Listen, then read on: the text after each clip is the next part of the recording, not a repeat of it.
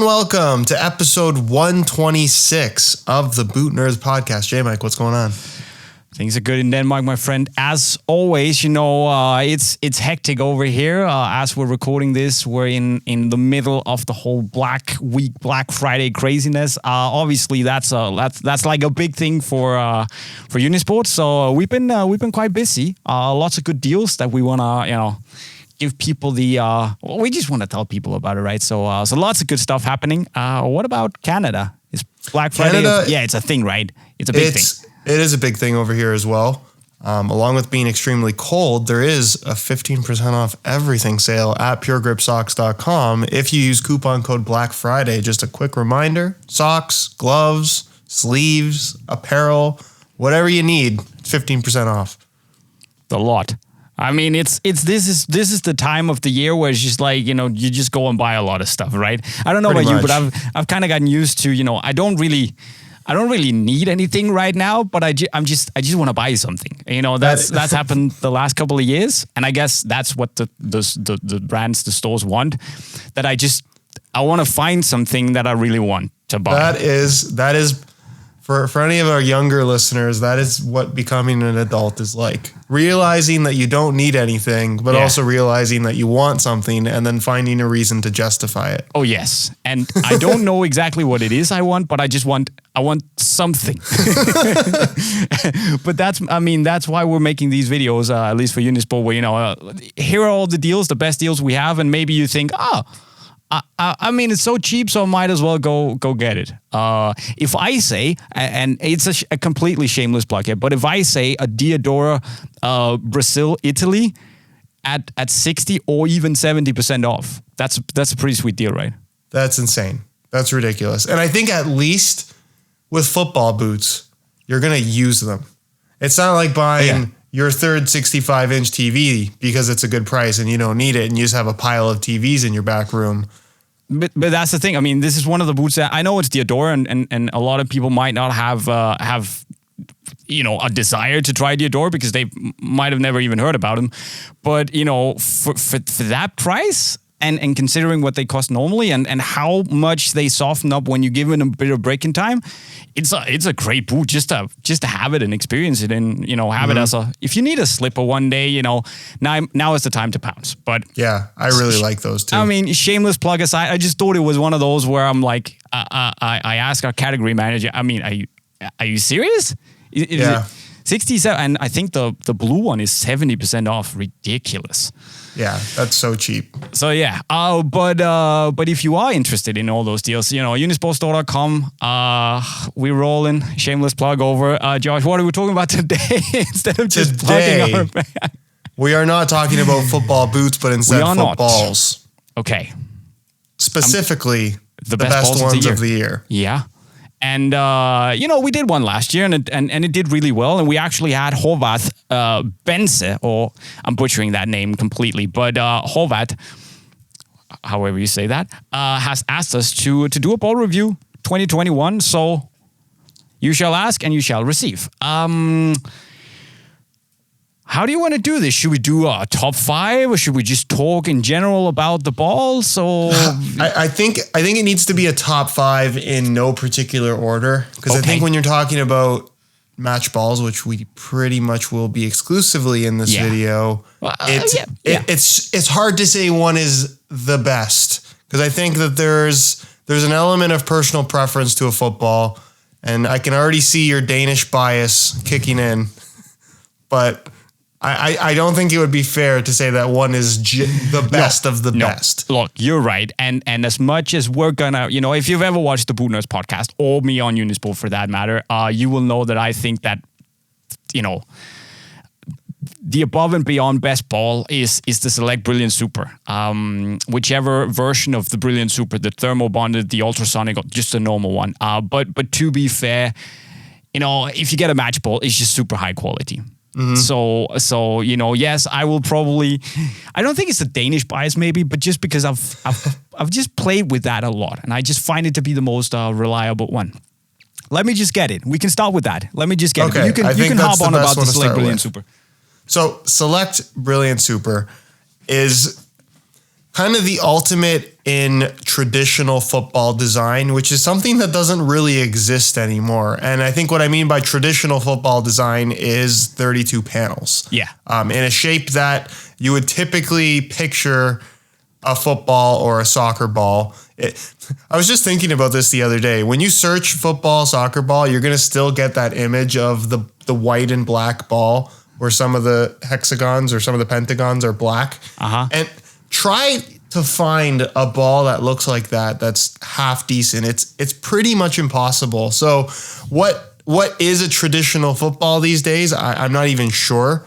But I think that the Select Brillant Super is similar to, and this is our one reference of a Mizuno product in a video or a podcast episode that has nothing to do with football boots, but I think similar to Made in Japan Mizuno, Select have achieved a level of refinement that we don't really see in any other footballs out there, where everything is done to, I guess, an extent where they can't go any further. Yeah.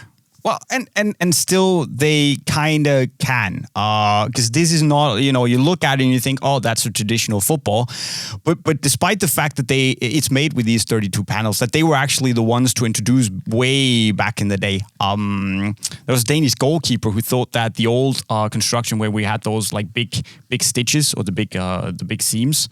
That the ball movement kind of sucks, so we just went and made his 32 panel design. Anyways, despite the fact that this is a 32 panel design football, we have so much technology crammed in there. They work a lot with the bladder, so the way the ball moves, so it's both really fast, but also it gets that stability and the reliability that I think everyone who's played with one of these can just they can just back it up and say it just feels right. It feels like whatever you want it to do, it does. So whatever you put in is what you get out. So this doesn't knuckle on its own accord. It doesn't have. It's not heavy. It's not sloppy. It flies well if you get a proper. If you have the proper technique, you hit it right. It can move. It can be super quick, like some of the Adidas and PUMA balls. But whatever you put in is what you get out, and that's something I really appreciate.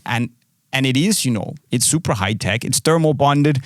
It also comes in an ultrasonic way of putting the panels together. I have no idea what it does, but it's a nice football regardless. And I think that everyone will say that it is Danish bias, and I think it is to the extent that we've always used Select balls. But I think you can also you're a good example that whenever people try these, I think if you understand quality, you will also see that this is up there, among the best at least. Yeah, something that I've kind of ranted about on the internet, I'm sure more than a couple times over the last 10 years or so. That's likely. And that's likely, right? Is how football seems to be the only sport where the ball seems to always be a variable. And I understand that is...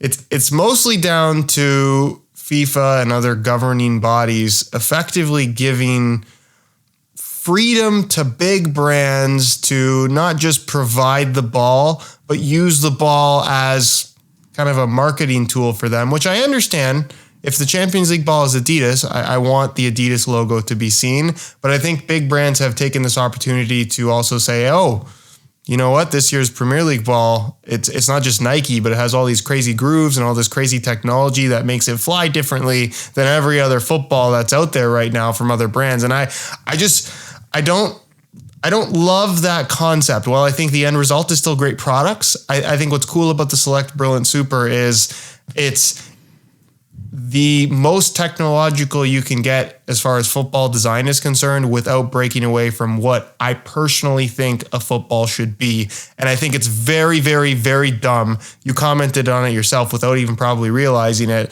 that it doesn't knuckle that much. And that's because the standard for what makes a ball cool or high tech or good in a lot of people's eyes is whether or not it flies unpredictably. And that's the sign of a bad football, in my opinion. If I kick a ball straight, I want it to be predictable and have it go straight. And I think with all of this new technology and design that big brands are pumping into footballs, we've lost sight of that. And Select hasn't, which is why I really appreciate what they do.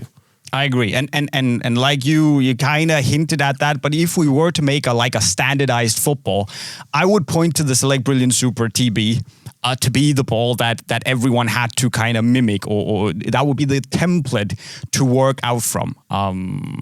But enough about the Brillant Super. I think it's very clear to everyone watching and who have watched the Boot Nerds podcast that it's my favorite, and probably, I gather, also yours.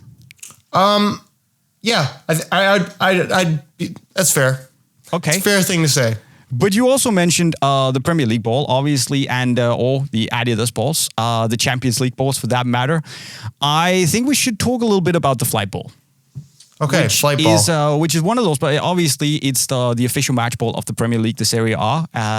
They recently had La Liga as well, but they lost that to PUMA because PUMA pays more money now. And it's an interesting one, right? Because this has kind of been the evolution of the Merlin ball and every other ball that Nike have done up until this point. So it focuses a lot on aerodynamics, right? With all these little grooves, and they do a lot of work. It started back in 2000 with the first Nike Merlin, the Geo Merlin. That was apparently back then, according to Nike, the roundest ball ever. So they've kind of gone back to they've continued that research, looking at how can you make the most, in their eyes at least, the most stable ball in the world. And instead of just going and making a Select Brillant Super, they've actually decided to make all these little grooves to optimize the airflow around the ball. And it's an interesting one to play with for me. I think it is really, stable and reliable in the air. For me, however, unless it's really fully pumped, it does have a little bit of like I don't want to call it sluggish, but it just feels a little heavier and like it needs a little bit more power. And you need to hit it right in order to like activate the speed and the movement in it. If you hit it right and it's fully pumped, it moves really well. And I would say it's probably the second most stable of the top balls out there. Because it feels like it has a little bit of body to it, but it can also feel a little heavy, I would say, unless you know how to strike it well. I don't know if it makes sense, but it's one of those that, sometimes if I hit a good day, I really enjoy playing with it, but it also feels like it has a higher, should we say, skill gap to some of the other balls. Maybe it's just because I'm a bad player, but it just feels heavier and not as responsive as some of the other ones. I agree with you in the heavier feel. I think it's one of the heavier feeling match balls out there. And I'm not sure... I'd have to try it myself. Maybe I'll do it in a video one day, is weigh out the different balls and see if there is any significant weight difference. I can't imagine there would be on FIFA approved products. I think there has to be a certain range that they fall into anyways. But you're right. It feels heavier for whatever reason. I think for me with the flight ball, when that was first introduced, I was both disgusted and excited because I think that it visually and the way it was presented was like, wow, this is way too far of a departure from what a football is supposed to be. And then when you actually try it out, it's like, wow, this kind of it feels pretty normal. Like it doesn't feel as different as the Merlin balls that came before it, despite the extreme look that it has. And I don't know, as time has gone on, I've kind of just realized that this whole flight, these Aerotech grooves, is that what they're called on this ball still? Sculpt grooves. Yeah. It was Aerocraft or Aerotech on the old ball. But I think it's funny to me because you look at a Select Brillant Super, it has 32 panels and they don't have to do any crazy grooves or anything like that to make it aerodynamically efficient, where the air is not passing. On a smooth surface, there's actually more air resistance. So it's kind of the opposite of what you would think, which is why the Jabulani kind of moved around so much. It's almost perfectly smooth. With a 32 panel construction, you have all of these seams between the 32 panels. It breaks up the airflow as it's traveling across the ball. That's effectively what they've created here by using very large panels where there normally would be no seams, and they've artificially put them in the form of grooves, giving this perception of the super high-tech fancy ball that kind of, again, just feels very normal and flies through the air almost as a traditional football would, which is great. I think it's a very good product. Aesthetically, it's the most interesting football on the market right now. This looks especially amazing, in that new comic book winter ball high-vis variation. That is a cool looking ball. I know a lot of people don't like it, but it legitimately looks animated in person. It's very cool to me. Do you have it with you? I do. I have it right here. Actually. I haven't managed to get my hands on it yet. Yeah, it has just such a cool look. So I think the inspiration here was superhero comic books. And it's just it has such a cool look to it. Do you follow the guy who designs the Nike Fly balls? He's called Brent Radewald. No, he's a Nike designer. Posts obviously posts a lot of appreciation stuff whenever something cool happens with the balls. But it's just fun to see his thoughts and all that stuff behind that ball. So I'll link his account in the description. Just go and check it out. It's really cool to actually see, hear from the designers themselves and get that insight that we don't necessarily get in those press releases and all that stuff. But that ball is looks wise, absolutely killer, absolutely amazing. Really cool. I love that. But I guess to conclude my thoughts on the Flight Ball, I think it's a really good product. It's up there with one of my favorite footballs I think I've ever used.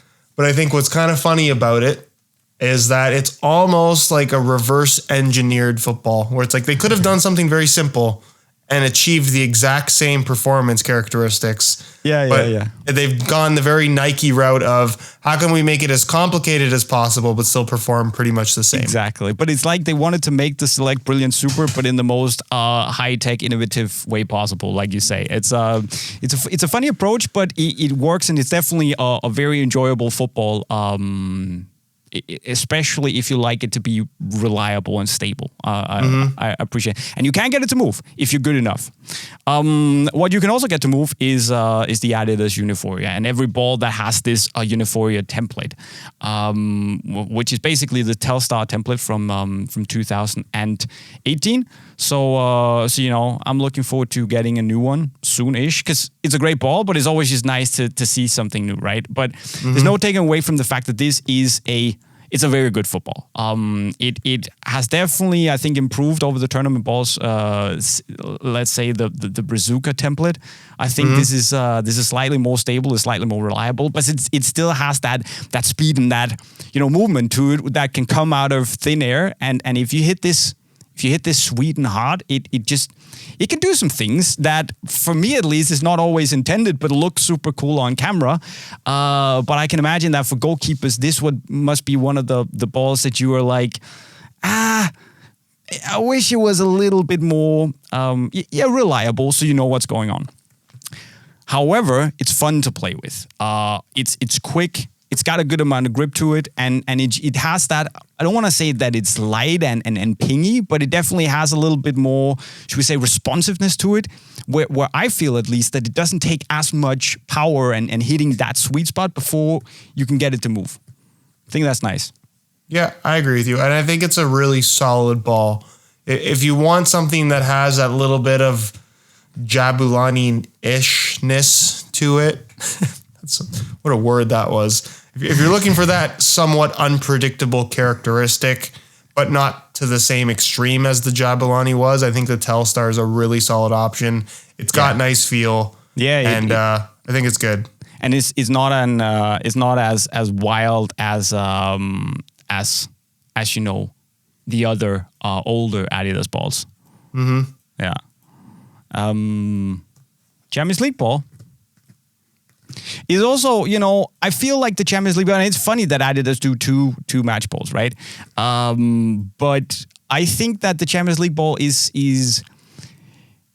it feels pretty different from the Uniforia Telstar template balls in the sense that it does have a slightly more traditional look to it when you look at the panels, despite the obvious fact that you have stars, but you also have there are more panels and they are more traditionally shaped if you want. And somehow it also feels like this is the more reliable out of the two, that the Uniforia is a little bit more wild and, responsive, whereas this kind of, I would say, sits in between the Nike Flight and the Select Brilliant Super and the Uniforia. So it has that middle ground, probably making it, the interesting of the reliable balls, like the funny, goofy, slightly wild version of the reliable ball. But if we're doing like a scale of reliable to wild, this sits somewhere in the middle for me.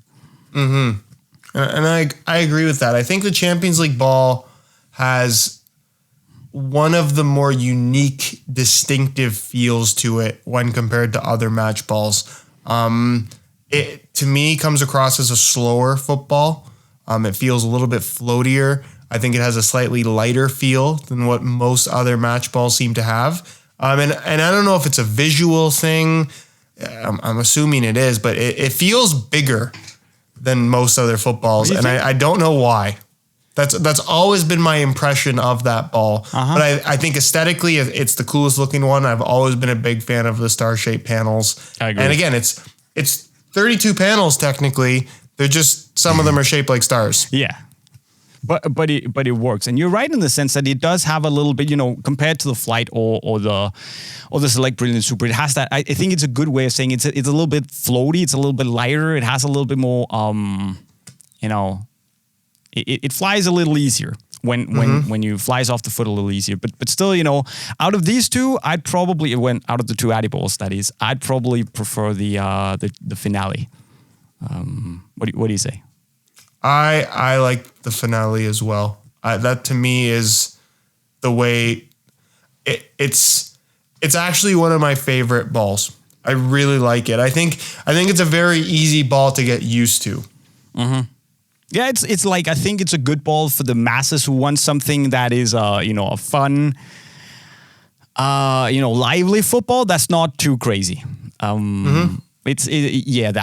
also, but you can say the same thing about the Brilliant Super for that matter. I mean, hit it right and it has speed. But yeah, something that also has speed, and I do apologize for like the dirtiness. I know you have the clean version of the Liga ball, the PUMA Accelerate one.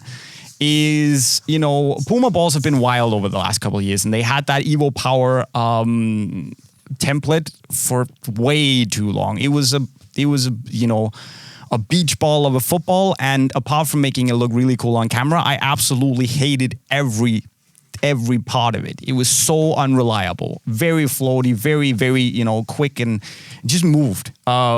This is to me is a lot better. It still has movement to it, but they've added some body to it. They've added, the texture's great, and it actually feels like, I think what a football should feel like. And it might be, people might think, oh, it's PUMA, can they make footballs? And they haven't been able to for a long time. But I think with the latest iterations here of their Liga balls, it's actually becoming a very, very good football that I think a lot of people would really enjoy if they got to that point. And I feel that, compared to it feels a little lighter and a little bit more airy, especially when you don't strike it as hard, but when you really connect with it, it has that body that feels, I would say, what was that? It's satisfying. That's the word. It really has that, you hit a sweet strike, connected well with the ball, satisfaction. Interesting. That's an interesting take on this ball, because I feel like I had a very different experience with it. Oh, really? I think it's a really solid ball. But I think that when you get anywhere near regulation air pressure, it's hard. Oh, really? It's got this unusual dampened sensation to it. And I think the panel material they've used is probably the closest thing to Jabulani since the Jabulani. Mm-hmm. It's very thin. So you're when the bladder is full, you really feel the hardness of the ball. And it has a very weighted feel to it. I also think visually it comes across as being a little bit smaller, but this is a ball that every time I would take it out of my bag to go play some with a couple of friends, this is the one that nobody wanted to be standing in front of, because it just has this weight to it. Yeah. That I don't think that the other balls have. And even just juggling it, to me, it feels like it just feels heavier. I don't know what else to say. But I think that may be the response you get from it, that it does feel, a little bit more pingy when you strike it. But that's what I mean. Instead of just feeling floaty and light when you hit it hard, it does give you a sensation that there's some resistance when you hit it. The ball responds to your shot, and I quite enjoy that. I think it's one of those footballs that to me is. I probably wouldn't pick it over the Champions League finale ball, but it's definitely up there in terms of giving me what I want, slightly on the fun side, but still reliable enough. You don't like it. You don't like it. No, I like it. I would totally use this. It has to me a very, very different feel from all the other match balls that we've talked about so far. Okay. I actually think it's gotten closer to the other group of match balls over the years compared to the old. You remember the old crap? The Evo Power balls and all that stuff? Oh my God. Yeah. Puma's never been super strong in the but I feel they've closed the gap, for me at least. And again, I wouldn't rank it in top 3, but it's definitely, I would say it's getting closer to that top 3. Okay, that's fair. For the last part, none of us have the newest ball, but I wanted to give a shout out to the, obviously we can mention the Derby Star Bundesliga ball, which is in essence a Select Brillant Super. It's just, it's the same ball, but Derby Star have just slapped their logo on it. It's made by Select. So we can mention that. There's also the Sport Elysia from the French Ligue 1, which is, I would say, if you take the PUMA Accelerate and then make it not 10 times as reliable, twice as unreliable and fast and quick and pingy, that's what I would say the Old Sport Elysia is. So like a YouTube ball, great for just scoring crazy goals, but I probably prefer other balls in matches. But it's not bad, but it's not wild either. So. I mean, if I was to go out and pick, the Molten balls, the Europa League balls, the Molten Vantaggio 5000, I think it's called, that they're basing it off. It's a pretty, it reminds me a lot of the of a slightly more, more pingy version of the Select Brillant Super. What I'd get though, and I know this is an absolutely shameless plug, but I go and get whatever version of the Select Numero 10 you can. We happen to have made one with Select at Unisport, and right now for Black Friday, I think it's stupidly cheap. But this is a ball that normally costs, I think it's 40 euros, and I brought it for to my team for them to play with, and they actually thought that it was a Brillant Super because it is unintended, brilliant football. So it's normally 40 euros, and it's right now it's 30% off, so it's 28 euros. Wow. Yeah. Have you tried this? I've tried the Numero 10, not specifically the Unisport version. I'm sure it feels better than all the other ones for sure. Obviously, yeah. But I think in terms of value for money, that's the ball that I've been recommending to people for a very long time now. I think it's just... it's for the people that like to say that the first takedown model is so close to the top end model that it's not worth the extra money. The Select Numero 10 is the perfect example of a football that is so close to top end quality for a fraction of the price that it's probably not worth it to get the top end match ball. Yeah. Especially if it's just for training. And I think for training and for just playing casually with friends, getting all the match ball. I mean, obviously, if you want the best, I understand. I'm a boot nerd. I want the best, right? But if you can get a couple of these for the same price as one match ball, I mean, take a couple of these and then leave it to your club to buy the match balls. That's just what I would do. Obviously, if you wanna be a little more serious and train on your own and get used to the like slightly more oomphy feel of the match balls, go for those. But you'll never go wrong with these. And as I say, 28 euros on unisportstore.com during Black Friday, that's a good price. Very inexpensive. That is a stupidly good price, actually. So yeah, that kind of wraps up. I mean, that was more than 5, but I think we covered some of the best balls, the biggest balls on the market. If you have to make Josh a top 3 out of these, and you have to rank them, how would you do that? You know the drill. 2 girls over drinks. You have to answer. Okay. Go. No, I can answer this. Okay. Pretty happily. I would go I'd go Select 1, Nike Flight Ball 2, Champions League Ball 3. Interesting. I think that's where I would be. That is interesting. I would probably go, obviously, Select Brillant Super, the thermal bonded or the ultrasonic one. In first place, I'd probably have the Adidas Champions League Finale. I was kind of debating whether I should have that at the Euphoria, but I played a lot with both, and I would choose the Finales if I was to play an important match. Second, and then probably the Flight in third. Okay, yeah. So same balls, different order. Yeah. So okay. I guess, and also they're the top three, highest profile balls out there. So we're total suckers for marketing, but maybe there's just something to it. Yeah.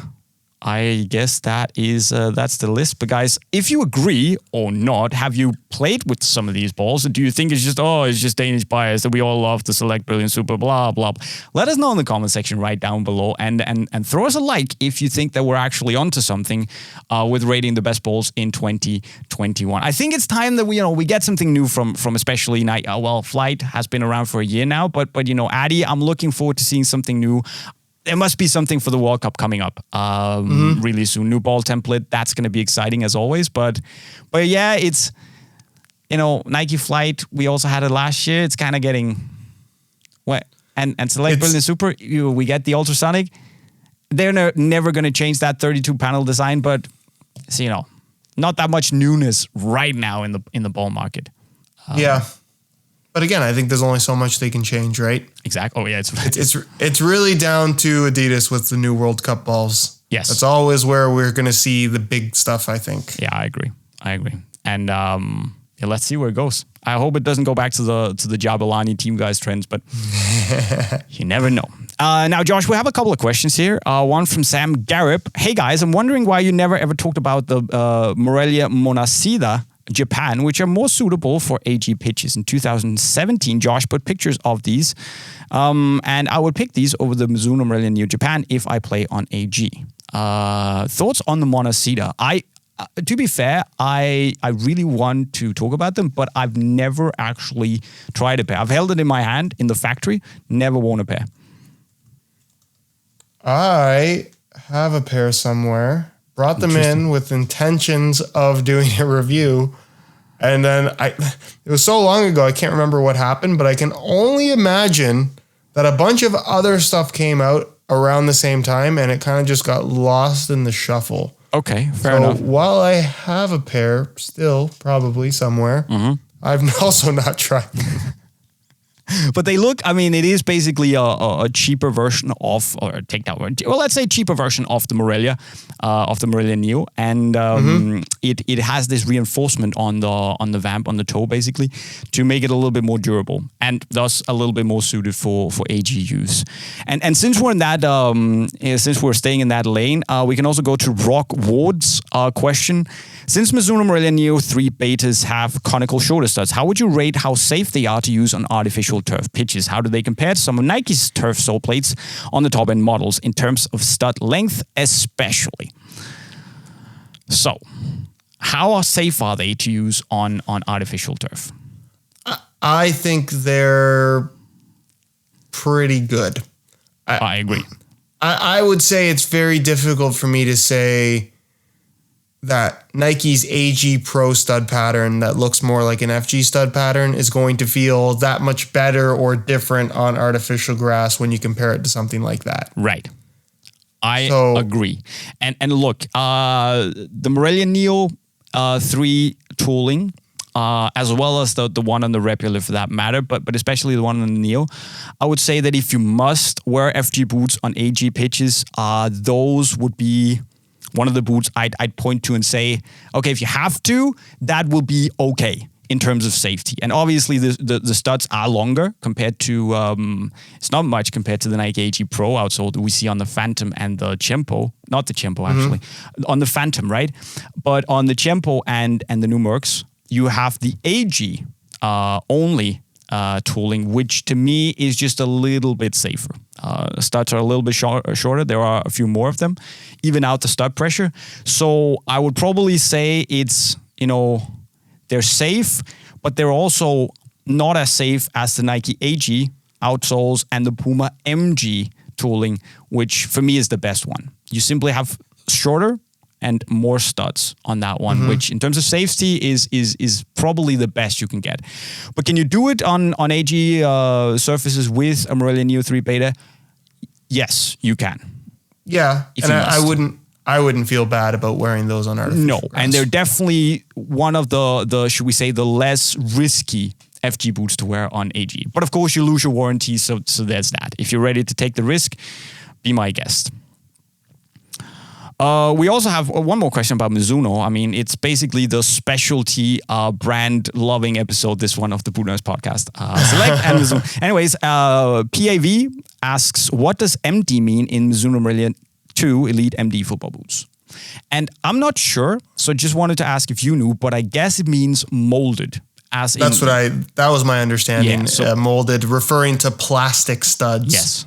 Rather than screw-ins. Yes, exactly. So I'm not 100% sure, but I think I asked the same question once and someone said that it was molded studs. Basically meaning FG studs. FG. Yeah.